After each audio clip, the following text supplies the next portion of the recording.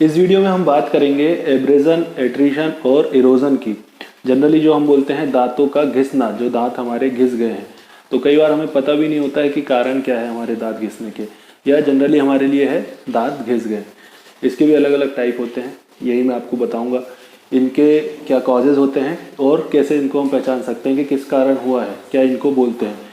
काफ़ी interesting video होगा सभी के लिए, और जो डेंटल प्रोफेशनल्स हैं, जो स्टूडेंट्स हैं, उनके लिए भी, और एग्ज़ाम पॉइंट ऑफ व्यू से भी ये क्वेश्चन अच्छा है। तो वीडियो को लास्ट तक ज़रूर देखना है। अगर आपके दांत भी घिस रहे हैं तो आपको लास्ट तक ज़रूर देखना है। हमें पता होना चाहिए कि ये क्यों हो रहा है, ताकि हम उसको रोक पाए और आगे उसको ज़रूरत है तो ट्रीटमेंट करा पाए। तो वीडियो को लास्ट तक ज़रूर देखिए। तो शुरू करने से पहले अगर आप चैनल में नए हैं या फिर चैनल पे विजिट करते रहते हैं लेकिन अभी तक सब्सक्राइब नहीं किया है, तो सब्सक्राइब कर लें रेड बटन को क्लिक करके, और बेल आइकन को क्लिक कर लें नोटिफिकेशंस के लिए। चाहें तो चैनल को ज्वाइन भी कर सकते हैं एज अ मेंबर। चलिए शुरू करते हैं। मैं हूं डॉक्टर हरिशंकर सोनी और आप देख रहे हैं इजी डेंटिस्ट्री। तो चलिए समझते हैं। पहला है एब्रेजन, टूथ एब्रेजन। जो दांत के घिसने के टाइप है वो हम देख रहे हैं। तो पहला है टूथ एब्रेजन।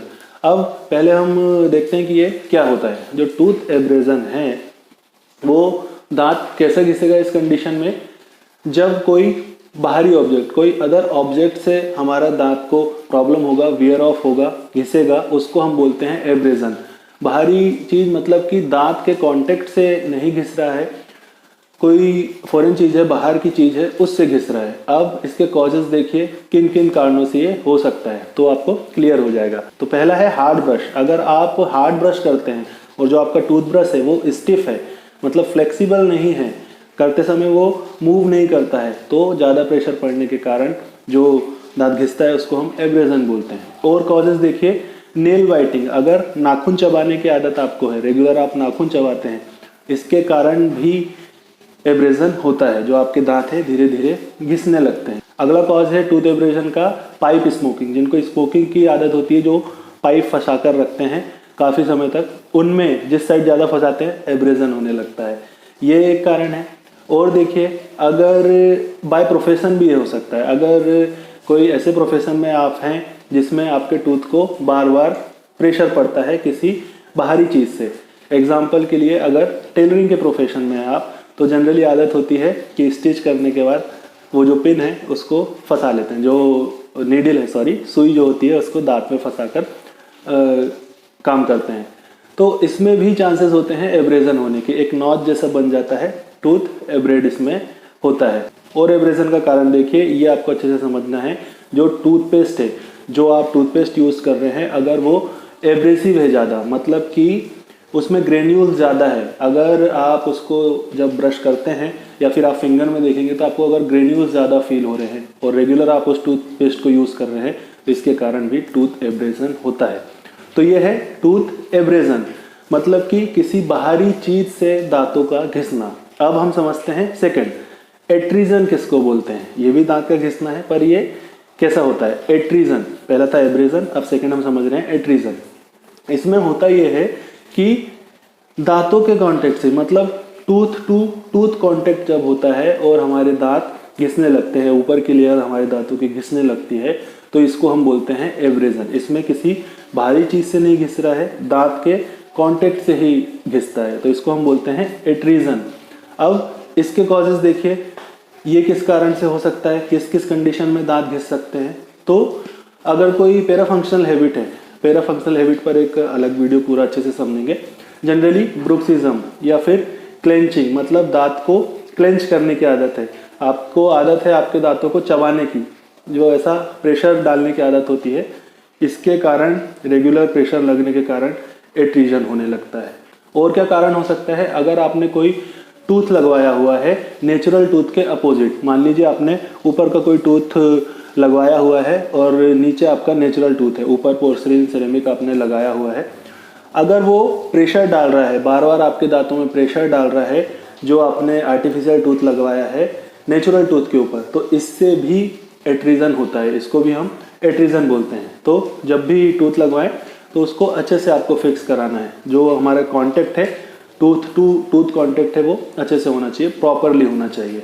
और क्या कारण होता है एट्रीजन का, दांत से दांत कांटेक्ट का, अगर इम्प्रॉपर बाइटिंग है, मतलब कि जो हमारे ऊपर का जॉ और नीचे के जॉ के दांत बराबर मिलते हैं, वैसा नहीं है। आपको माल ऑक्लूजन है, जो आड़े तिरछे दांत जिनको बोलते हैं, तो प्रॉपर फोर्स नहीं लगते हैं, कहीं कम फोर्स लग रहा है, कहीं ज़्यादा फोर्स लग रहा है कंटिन्यूअस। तो जिस जगह पर ज़्यादा फोर्स लगता है वहाँ के दांतों में एट्रीजन होने लगता है, तो इसको भी हमें ठीक कराना होता है। इसके बाद कुछ स्पोर्ट्स की वजह से भी दांतों में एट्रीजन हो सकता है। एग्जाम्पल के लिए अगर वेट लिफ्टिंग करते हैं, अगर जब हैवी वेट को लिफ्ट करते हैं तो जनरली आदत होती है जो स्पोर्ट्स पर्सन है दांतों को क्लेंच करते हैं, तो इस कारण भी एट्रीजन हो सकता है। चलिए अब नेक्स्ट समझते हैं, इसको अच्छे से आप लोगों को समझना है। इरोजन, टूथ इरोजन, दांतों का घिसना। लेकिन किस कारण टूथ इरोजन कैसा होता है? अगर आपके दांत किसी एसिड के कारण घिस रहे हैं, कोई बैक्टीरियल प्रॉब्लम नहीं है, किसी एसिड की वजह से घिस रहे हैं या फिर किसी केमिकल की वजह से घिस रहे हैं, तो उसको हम बोलते हैं टूथ इरोजन। अब इसमें देखिए कोई बाहरी चीज़ नहीं है, कोई मैकेनिकल फोर्सेस नहीं लग रहे हैं जिससे दांत घिस रहे हैं, या फिर टूथ से कांटेक्ट के कारण दांत नहीं घिस रहे हैं, कोई केमिकल है या एसिड है जिसके कारण दांत घिस रहे हैं। अब कॉलेज देखिए क्या क्या हो सकता है, किन किन कारणों से एसिड हमारे मुंह में आ सकता है। तो ये हो सकता है इंट्रिंसिक और एक्सट्रिंसिक, मतलब कि हमारे अंदर से ही एसिड आ रहे हों या फिर बाहर से हम ले रहे हों। तो सबसे पहले जो सॉफ्ट ड्रिंक्स लेते हैं, अगर एक्सेसिव अमाउंट में सॉफ्ट ड्रिंक आप लेते हैं, फ्रूट ड्रिंक्स आप लेते हैं, रेगुलर लेते हैं, तो दांतों का इरोजन होना शुरू हो जाता है। इससे जो ऊपर की लेयर है, इनेमल है, घिसने लगता है। और देखिए अगर आपकी डाइट में हाई शुगर वाले और हाई स्टार्च वाला फूड है, अगर आपके खाने में ज़्यादा शुगर लेते हैं, ज़्यादा स्टार्च वाला जो फूड है, मटेरियल है, वो आप खाते हैं, तो इससे भी टूथ इरोजन होने की प्रॉब्लम होती है। इसके बाद अगर जीरोस्टोमिया आपको है, आपका मुंह बार बार सूखता है या फिर जो सलाइवा है वो कम बनता है, तो इस कारण भी टूथ इरोजन हो सकता है। दांतों का जो सलाइवा है, दांतों में जो सलाइवा है वो प्रॉपरली होना चाहिए, क्योंकि ये एक लिक्विड की लेयर हमारे मुंह में बना देता है और इरोजन होने से बचाता है। इसके बाद अगर किसी को एसिड रिफ्लक्स डिसीज़ है, GERD जिसको बोलते हैं, गैस्ट्रोइसोफेगल रिफ्लक्स डिसीज़, जो हमारे स्टमक का एसिड है, जो बाइल है, अगर वो बार बार ऊपर आता है, इसोफेगस में आता है, इसके कारण भी आपका जो दांत है वो इरोजन होने के चांसेस होते हैं। इससे भी इरोजन होता है गैस्ट्रिक रिफ्लक्स डिसीज से। इसके बाद है वोमिटिंग। अगर किसी कारण से एक्सेस वोमिटिंग आपको होती है, बार बार आपको वोमिटिंग होती रहती है, इस कारण भी इरोजन होने के चांसेस होते हैं, टूथ इरोजन होने के चांसेस होते हैं। तो ये कुछ कारण थे एब्रेजन, एट्रीजन और इरोजन के।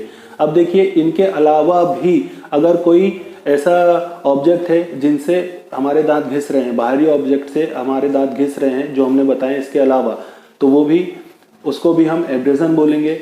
इसके बाद अगर किसी और कारण से आपके जो दांत से कांटेक्ट हो रहा है और दांत घिस रहे हैं, उसको हम एट्रीजन बोलेंगे।